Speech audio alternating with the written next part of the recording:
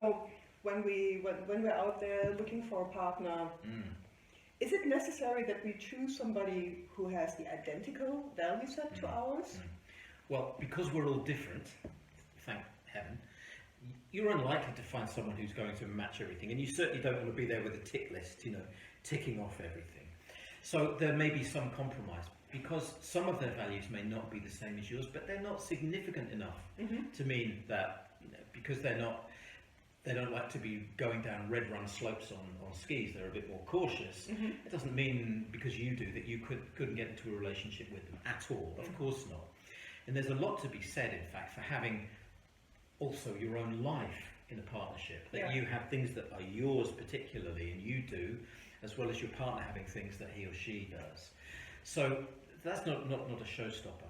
So finding someone with exactly your same values, but it's your core values that are important. Right. If they're stepping on your core values and your core sense of identity, then don't. Okay. Don't go for it.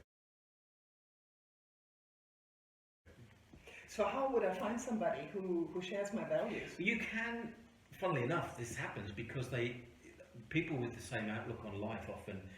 I talked about animals. People that love animals, they'll be walking the dog in the park when you meet them coming the other way, for example. So there's certain things that will happen. People that care about the environment, they'll be out in some environmental group doing something, or writing, or blogging, or something. So you'll see their values very clearly.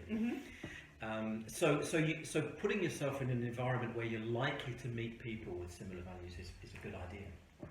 That sounds great. So if you care about something, do it with others. Join a group, or start a group, start a movement, and you will attract people who possibly share the same values. You will. It's no guarantee, as I said, because of all these other personality factors and the X factor. But it will certainly, you're more likely, if you're a conservative in your views, if you join the conservative club, you're likely to meet similar-minded people. It just goes to show. Okay.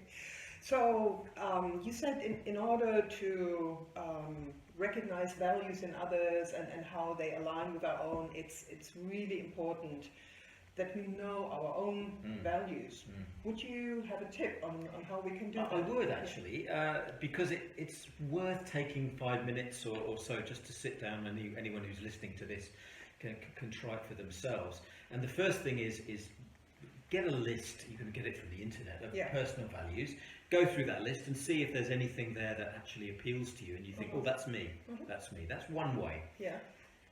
Another way is to take 5 minutes and just close your eyes, think back. When was I happy? When was I really happy? What was going on at that time? What did I enjoy? What did I like? Who was around me?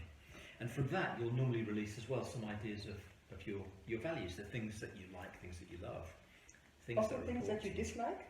Well, now you hit my favourite. This is without doubt, and this is where people can give this a try for a bit of fun. So if you take a piece of paper and start to write down everything you hate. I hate people that drop litter. I hate people who are bullies. I hate people who are arrogant. Put that down on your paper. People need to stop the podcast now. Do that for 5 minutes. Calm down, have a cup of tea, relax. And then when you've turned this podcast back on, turn the paper over, or you put a line down the middle of it, and write the opposite of that. So if someone is, if you hate someone who's arrogant, then you want someone who's the opposite of that, because that's your personal value. Right. If you don't like any of those things, if you don't like people that forgot, you have to turn it off now. That was going so well. If you don't like people who are, think of something you hate. If I don't, arrogant. I hate people who take parking spaces that are not designed. Right. Yeah, so what do you think that could be revealing as a value for you? Well, I have a strong value of fairness. It's not aligned with my fairness. There you go. So by finding incidents, like if you don't like people dropping litter, then you like cleanliness, you like order. Yeah. So these are things you can put on the right hand side. Normally the thing that gets to you the most, that works you up the most, the opposite of that is one of your strongest personal values. So that's how to check it. Well, thank you, Keith. That was great, and I realize you have just given us a small glimpse of your accumulated knowledge, and the topic of values is a lot more complex, and especially if we combine values.